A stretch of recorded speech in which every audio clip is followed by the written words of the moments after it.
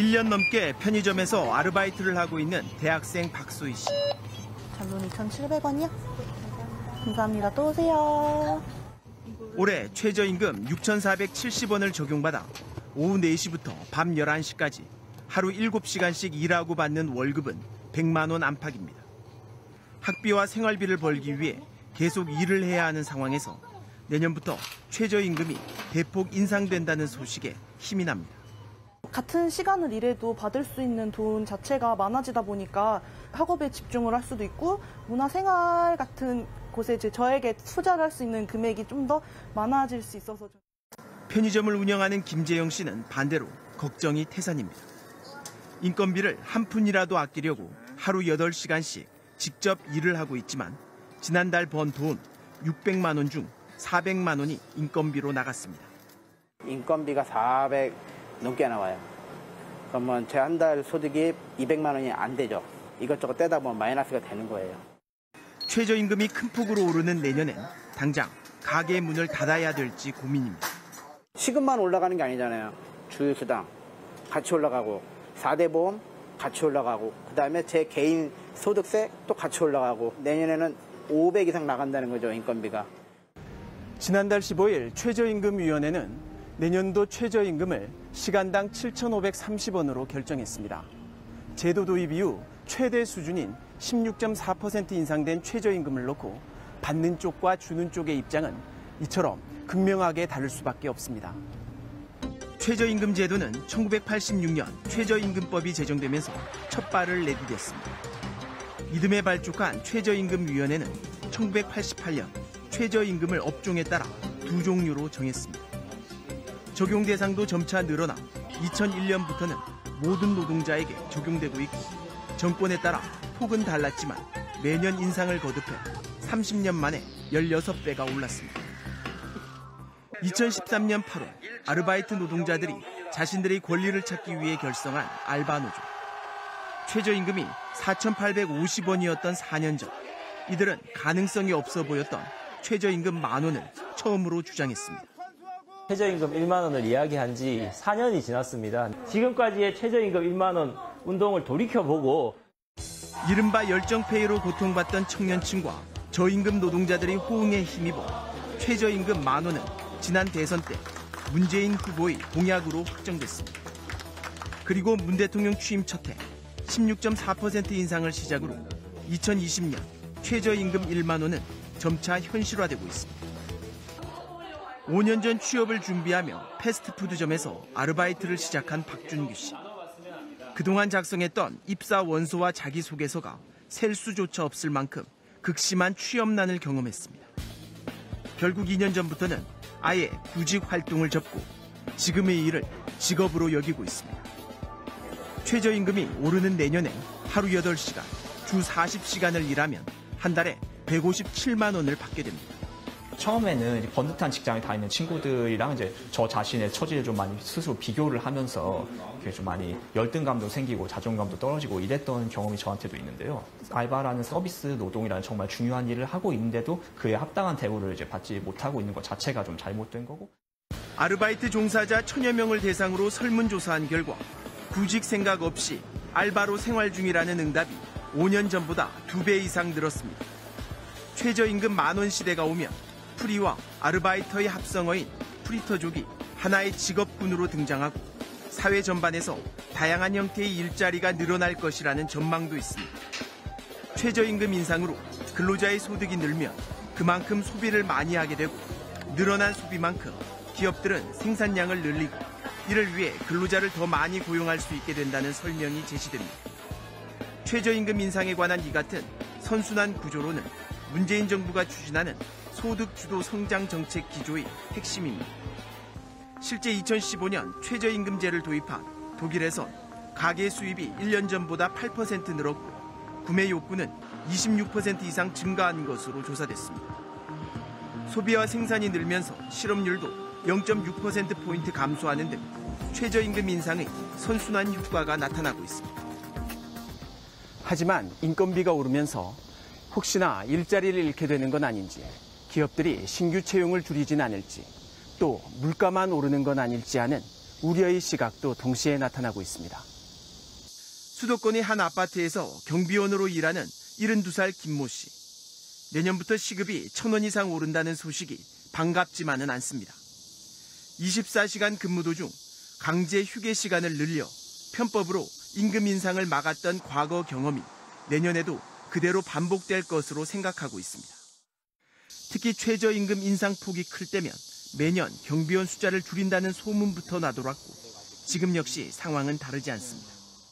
한 사람 두 동을 보자, 보는 걸로 더 갈 거다 이랬고 1년마다 용역체가 바뀌고 바뀔 때마다 관리비 다운 시키는 것이 타이틀이 경비원밖에 없는 것 같아요. 서울 종로구에서 3층 규모의 음식점을 운영 중인 이상기 씨는 벌써부터 인원 감축을 계획하고 있습니다. 높은 임대료에 인건비 부담까지 가중되면 25년 전 창업 때부터 함께했던 직원들을 내보내는 것 외에는 해결책이 없다고 말합니다. 오픈할 때부터 지금까지 같이 계셨던 분이거든요. 어떻게 보면 가족 같아요, 가족. 그럼 이제 그분들도 마찬가지로 생계유지를 해야 될 거 아닙니까? 참 이걸 어떻게 해야 될지 지금 저도 상당히 막막합니다, 지금. 소상공인연합회가 회원 530여 명을 대상으로 설문조사한 결과 최저임금이 7,530원으로 오르는 내년 10명 중 9명 이상은 종업원 감축이 불가피해 사장 본인의 근로시간을 늘리겠다고 답했습니다. 서울의 한 커피 전문점. 스크린을 터치해 메뉴를 고르고 신용카드로 결제하자 주문한 커피가 나옵니다. 인건비 부담을 줄이기 위해 무인결제 시스템 도입이 늘면서 주유원이 없는 셀프 주유소는 올해 안에 점유율 20%를 넘길 것으로 전망되고 있습니다. 급격한 인건비 상승 요인이 되면 당연히 자동화 투자에 대한 유혹이 커지고요. 그건 이제 인건비 절감하려는 노력도 있고. 이처럼 무인 결제기는 주유소나 영화관, 대형 패스트푸드점을 넘어 작은 식당까지 급속도로 보급되고 있습니다. 주요 상권이나 좀 유동인구가 많은 매장 같은 경우에는 무인 포스를 주 위주로 운영을 할 예정이고요. 최저임금과 신규 채용의 관계를 분석한 한 논문에 따르면 임금 분포상 하위 5%에 속하는 저임금 근로자의 경우 최저임금이 1% 인상되면 신규 채용이 6.6% 감소할 수 있다고 전망했습니다. 이런 내용의 전망엔 인건비 상승으로 수익이 줄어들면 기업은 구조조정에 나서고 이 때문에 실업자가 늘면서 소비와 생산이 감소하고 결국 고용 역시 감소하는 악순환이 반복될 것이란 설명이 붙습니다.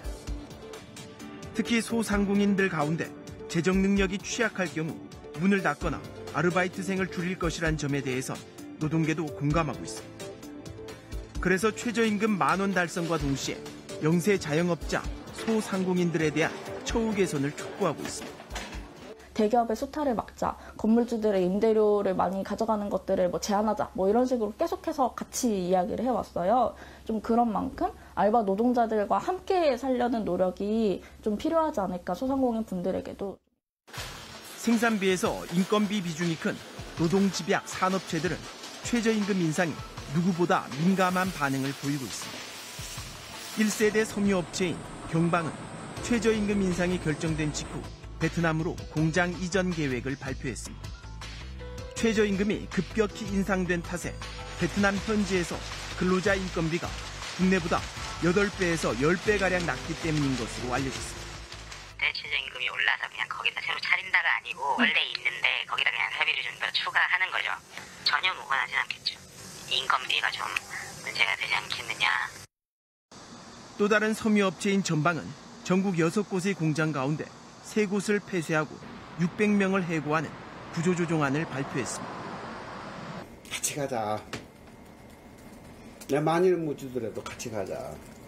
그래서 지금까지 데리고 있는 거예요, 지금. 근데 그 사람들 내보내야 돼, 지금. 걔들을. 가죽는데 어떻게 해. 이들 업체의 결정에 대해 2013년부터 베트남 공장을 가동 중이거나 경영 악화로 인한 공장 폐쇄를 최저임금 인상 탓으로 돌린다는 비판도 나오고 있습니다. 하지만 산업 특성상 최저임금 인상이 이들 업체에 큰 부담으로 작용할 것이라는 데에 이견이 없습니다. 큰 폭의 최저임금 인상은 내년 한 번으로 끝나지 않을 것으로 보입니다. 문재인 대통령은 최저임금 인상이 결정된 지난달 17일 2020년까지 최저임금을 10,000원으로 올리겠다는 의지를 다시 한번 확인했습니다. 최저임금 인상 결정은 최저임금 1만 원 시대로 가는 청신호입니다.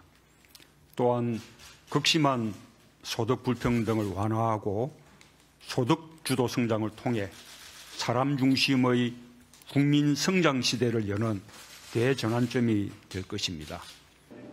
이에 따라 앞으로 3년 더 비슷한 수준의 최저임금 인상이 계속될 가능성이 높다는 전망이 나옵니다. 정부의 가이드라인이 기준이 돼서는 안 되고요. 실질적으로 그 사회 구성원들의 형편 내지는 근로자에 대한 어떤 생계에 대한 부분 이런 것들이 정확히 반영이 돼서 지금도 소상공인연합회 회원사 중 25%는 이미 업종 전환이나 폐업을 고려 중이고 절반 정도는 매출과 이익이 감소하고 있는 상황입니다.